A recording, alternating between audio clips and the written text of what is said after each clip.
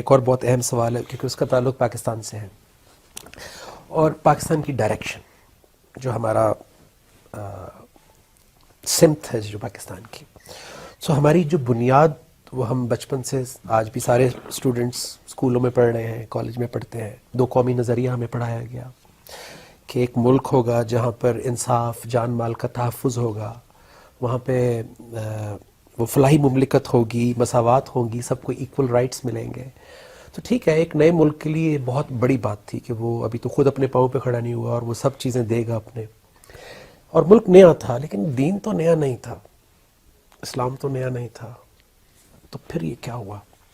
انگریز کا آنا خود مسلمانوں کے زوال کی علامت، صحیح. بہت بڑی علامت.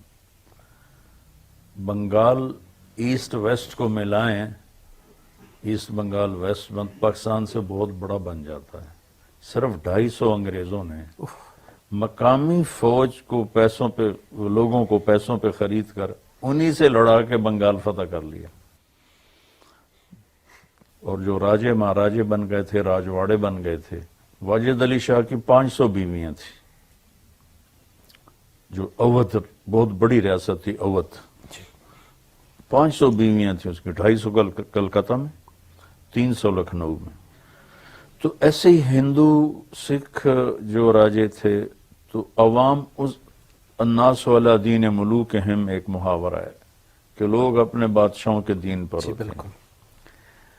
تو ادھر عوام الناس میں ایک خانقاہی نظام تھا کہ جو آئے گا اس کو مل جائے گا، لیکن جو نہیں آئے گا اس کو کون جا کے سمجھائے گا. یہ کام رک گیا، دعوت کا، تربیت کا، تزکیہ کا کام رک گیا.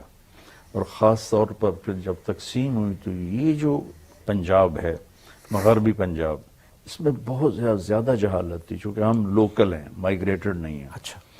تو یہاں جہالت کی انتہا تھی، تربیت نہیں ہوئی. تو اس علاقے میں سندھ اور بیک ورڈ تھا، بلوچستان اور بیک ورڈ تھا کہ اس طرف علماء کا کوئی نہیں تھا خیال اور اس طرف کوئی محنت نہیں تھی. تو ایک